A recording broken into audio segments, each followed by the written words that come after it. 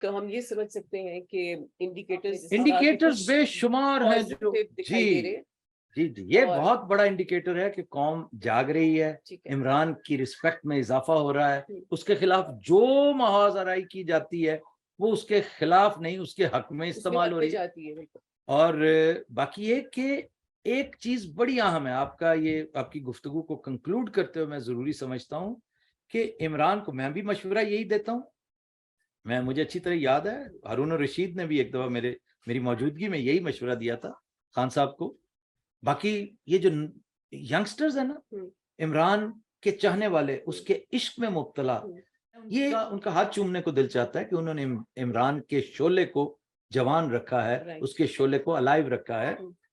لیکن یہ وہ دوست ہیں جو کبھی کبھی بے وقوفی کر جاتے ہیں. بے وقوف دوست سے دانا دشمن بہتر ہوتا ہے.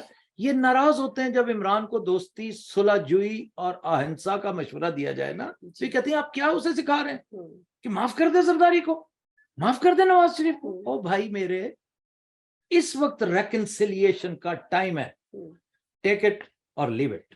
اسپیشلی اگر پاکستان، ایک بڑا مقصد اگر آپ کا پاکستان کو بچانا ہے